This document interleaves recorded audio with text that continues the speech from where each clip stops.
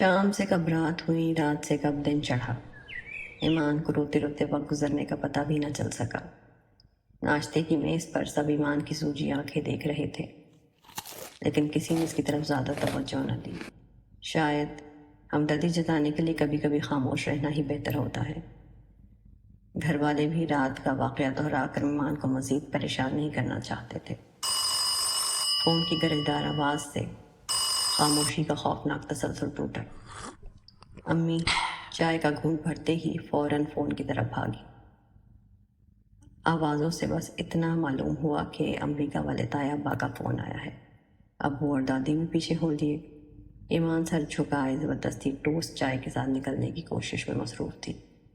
تقریباً 5 یا 8 منٹ کی بات چیت کے بعد فون رکھ کر دادی اور امی کھلکھلاتے ہوئے اپنی اپنی کرسیوں پر آن بیٹھے۔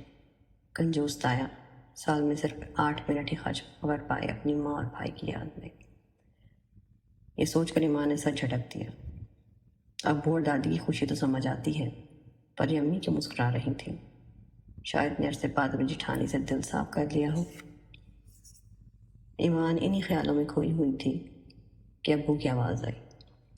چلو اچھا ہے جو عمیر بھائی نے بات کو پاکستان میں کاروبار سیٹ کروانے کا فیصلہ کیا، ورنہ وہاں بیچارہ ڈگری لے کر فارغ ہی بیٹھا تھا۔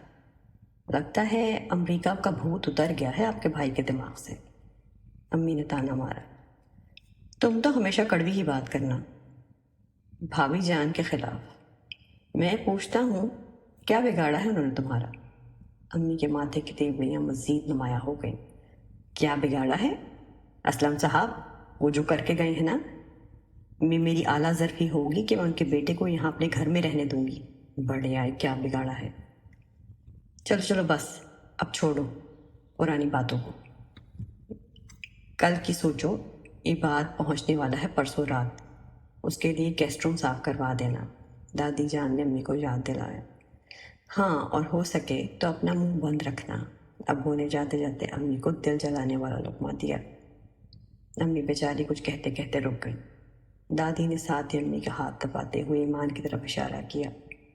امی نے ایمان کو نظر بھر کر دیکھا جو منہ میں سوڈے احساسات اور جذبات سے مبرہ احتجاجی رویہ اپنائے ہوئے تھی۔ بیٹا ایمان دیکھو، کتنے عرصے بعد عباد پاکستان آ رہا ہے، تم اس کا اچھے سے خیال رکھنا، کبھی سے اکیلا مت چھوڑنا۔ ایمان کو حیرت تو ہوئی کہ ان سب باتوں کے پیچھے کہیں اس کی شادی کا عمل دخل تو نہیں، پر کہاں، عباد تو عمر میں ویسے بھی اس سے 5 سال چھوٹا تھا۔ ایمان نے بھی درگزر کرنے کے لیے جی کہہ دیا اور ٹیبل سے اٹھ کھڑی ہوئی۔ اے میرے مولا تو رحیم و کریم ہے، ایک تیرا ہی آسرا ہے میرے مالک، ہماری بگڑی بنا دے۔ یہ دعا پڑھتے ہی دادی امی کا سہارا لے کر اٹھ کھڑی ہوں۔ اب کیا تھا، ہر روز عباد میاں کی قصے اور تعریفیں گھر میں گونجنے لگے۔ ایمان کی جو تھوڑی بہت عزت بھی تھی وہ کہیں گم ہوتی دکھائی دینے لگی تھی۔ نہ جانے کیوں عباد کو دیکھے بغیر ہی اسے دل میں نفرت کرنا شروع ہو گئی تھی۔ آخر وہ دن آ ہی گیا جس کا ہم سب کو انتظار تھا۔ عباد میاں ابو کے ساتھ گھر کے دروازے پر سامان پکڑے مسکرا رہے تھے۔ دادی اور امی سے تو پہلے ہی لپٹا چپٹی ہو چکی تھی، لیکن جب ایمان کو سامنے سے دیکھا تو بے ساختہ منہ سے نکلا، ہائی سویٹی، تم یقیناً ایمان ہو، ایم آئی رائٹ؟ ایمان قریب آ کر 2 لمحے کے لیے رک گئی اور بولی، ایمان نہیں، ایمان باجی۔